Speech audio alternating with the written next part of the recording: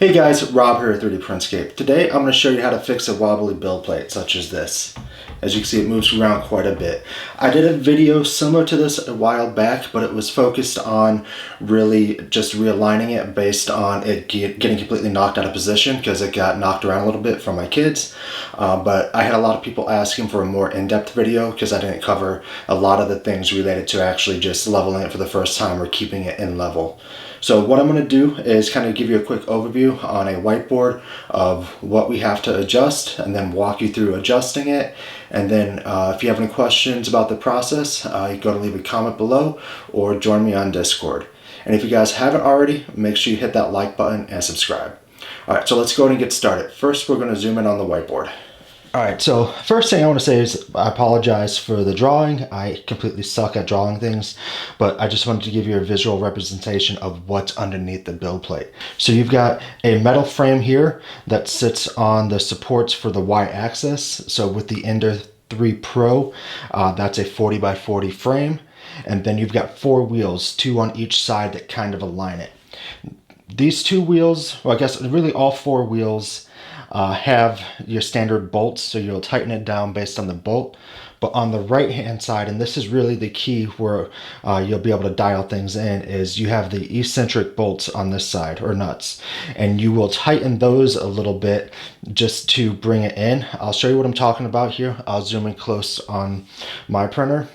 But basically what those do is it allows you to extend or reduce the size of the overall bolt that you're working with, therefore kind of bringing the build plate in to keep it level. And then looking at this from the front, this would be the front left of your printer, and then here's your X and Y axis. But just keep in mind that the eccentric bolts are on the right hand side always for the build plate, and then you just want to make sure the left hand side is tight. One more thing to point out is you don't want to over tighten the bolts. So what would happen if you over tighten the bolts? You can damage the wheels, and then you'll start to see things like this. This was actually from a wheel that was on the X-axis. It got tightened down too much and it put a little notch in the wheel. So when you moved it across the X-axis, you'd feel the wheel kind of hit that notch and almost want to stay there a little bit and then roll again as it's going, which caused these random issues here. And that was somewhat hard to find just because those notches were hidden. I had to take half of it apart to be able to find where the notch was in that wheel because it was on the inside of the wheel up towards the top and I just couldn't see it any other way. All right, so let's go and take a look at the printer now. All right, so here's what I was talking about before. You can see this is clearly moving around a little bit. So what I'm going to do now is I'm going to adjust the camera angle as much as I can to get under the build plate to kind of show you what's going on down there. All right, so I went ahead and I got in as close as I can to the build plate. As you can see, this is the right hand side. So the other side is going to be the same, minus it won't have these eccentric nuts right here. But basically you've got the 2 wheels on the bottom. And in this case, if you look, you can see that that back wheel is kind of shifting a little bit. So we need to make sure everything's tightened and then adjust that eccentric nut. So that's what I'm going to do really quick. All right, so just to make sure everything's tightened, I've got a 3mm Allen wrench here and then a 5/16 wrench. I don't think it's the actual right size, but it's pretty close and it works. So I'm just going to go in here and I'm going to make sure that they're all tight. And this is kind of weird with the camera angle, so sorry.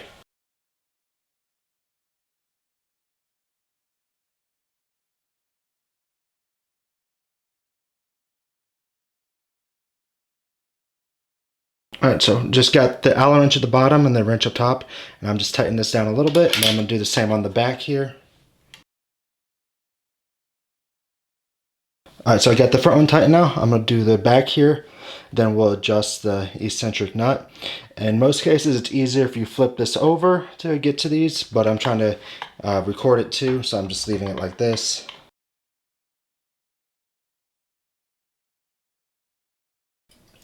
All right, so I went ahead and finished tightening those down. It was actually easier to flip it over. It was quite a pain to try to do it with it just sitting normally. So I just flipped it over and I hit all 4 of them really quick. Next thing we want to do is actually adjust the eccentric nut. All right, so here you can see that it's kind of moving a little bit on here. there's an extra gap here. So this is in close and everything, but it's just too far off. So I'm gonna try to adjust this and bring it in. So I'm just gonna use a 10mm wrench and then my Allen wrench to make those adjustments. So I'm just turning it a little bit, then I'm going to test it again and then see what else I have to do. So we're still moving.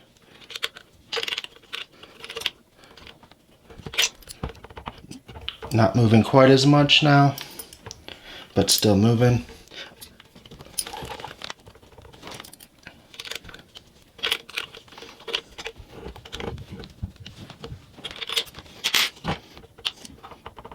And now we're really close, so just have a little bit more. This was pretty far off. I purposely loosened it up a little bit just for the video. All right, now we have no play at all here, which is really good. I just want to make sure it moves freely, which it is. And if you notice, I only had the issue in the back. The front was pretty stable, so I didn't have to make any adjustments here. But now let's go ahead and flip this over, see how it looks. So I went ahead and flipped it back over, and as you can see here, it's now pretty good, and it still moves evenly. You want to make sure that when you're doing this, A, if you have it powered on, that you have the steppers disabled so you can move it around, and B, that when you're moving it, that you're not feeling any resistance or any just kind of like a stop. It's hard to explain, but if you felt it, you know what I'm talking about. Here, this looks pretty good now. So the process isn't difficult. In the last video, I talked about really just tightening down the main bolts, not really getting into the eccentric nuts at all, just because in that scenario, I was just trying to fix what was messed up.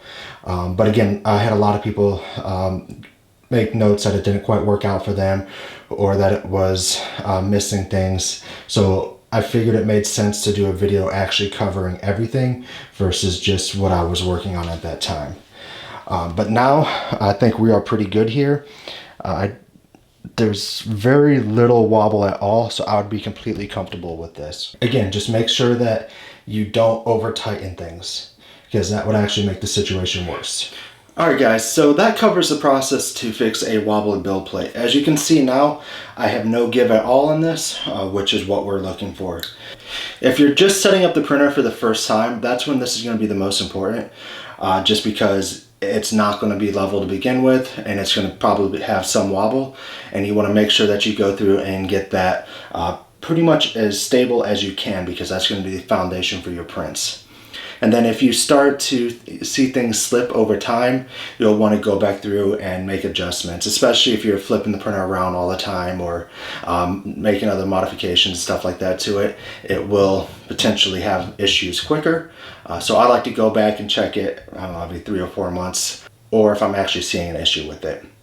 But if you have any questions about the process or would like to see any of the videos, go ahead and leave a comment below or go ahead and join us in Discord, and I'll try to get back to you as soon as I can. Thanks.